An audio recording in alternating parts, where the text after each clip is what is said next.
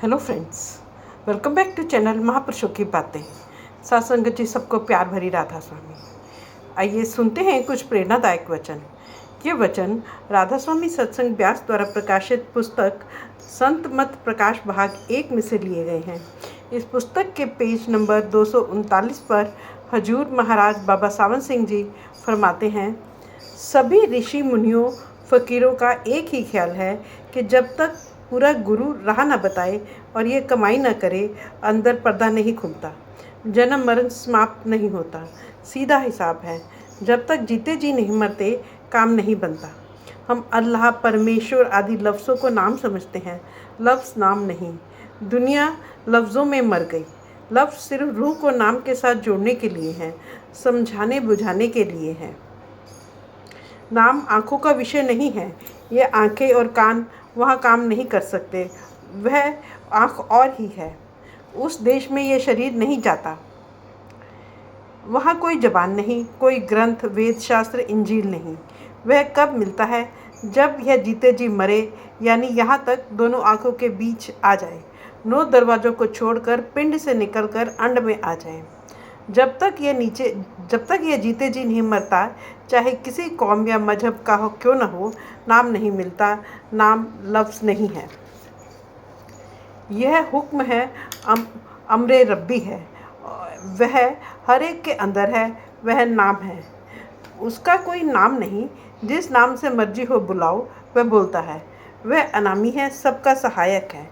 लेकिन जब तक आत्मा नाम की लज्जत नहीं लेती, तब तक इस 84 के जेल खाने से नहीं निकलते। जितने भी संत महात्मा 9 दरवाजे खाली करके 10वीं गली में गए और शब्द के मार्ग से खंडों ब्रह्मांडों को पार कर गए, उन सब का एक ही उपदेश है, एक ही मार्ग है। चाहे वे हिंदू रहे हों, मुसलमान रहे हों, किसी और धर्म या जाति में आए हों। लेकिन जो महात्मा 9 दरवाज़ों, 6 चक्रों तथा मन व बुद्धि के दायरे में ही रहे, हम उनकी बात नहीं कर रहे। जब तक सतगुरु न मिले, यह कमाई ना करे, 9 दरवाजे खाली करके 10वीं गली में ना जाए, रूह नाम से नहीं जुड़ती, चाहे नाम बेशक जपता रहे। लफ्ज़ों के झगड़े तब तक ही हैं जब तक नाम के साथ जुड़ जाए, फिर कोई झगड़ा नहीं। गुरु मिल गया, नाम के साथ रूह जुड़ गई, फिर आप उसे अल्लाह कहो, रब कहो, परमेश्वर, गिरधारी, मुरारी कहो, वाहिगुरु कहो, मतलब कि जो कुछ चाहे कह दो, कोई इतराज़ नहीं। एक डंडा है, चाहे उसको सोटा कह दो, लठ कह दो, बात तो एक ही है।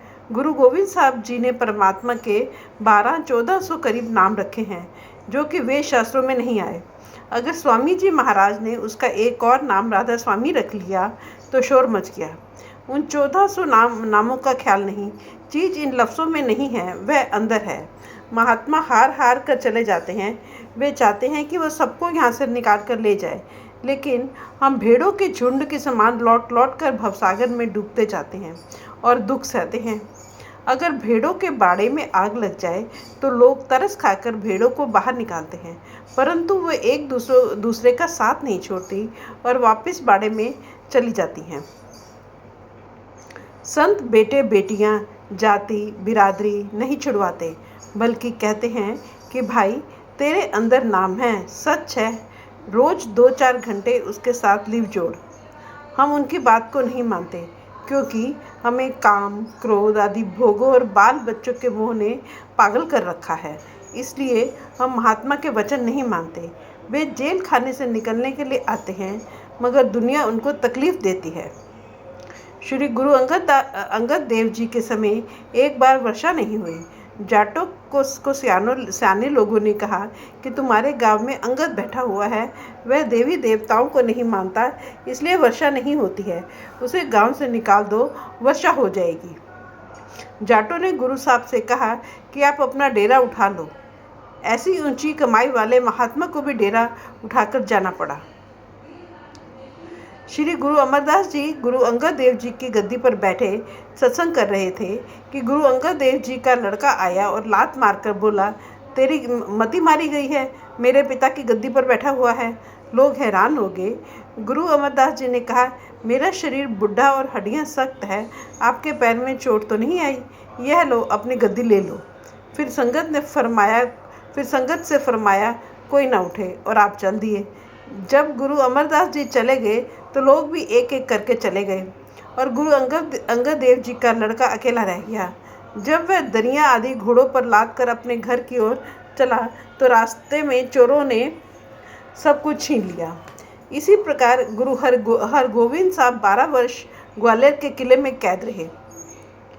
गुरु अर्जुन देव जी के सगे भाई ने बादशाह को सिखाकर उन्हें दुख पहुंचाए। दुनिया जानती है कि गुरु तेग बहादुर जी का शीश दिल्ली में उतारा गया क्योंकि वे मालिक की प्राप्ति के ऊंचे भेद का उपदेश देते थे। वे लोगों को जन्म मरण से छुटकारा दिलाते हैं और लोग उनके दुश्मन बन जाते हैं।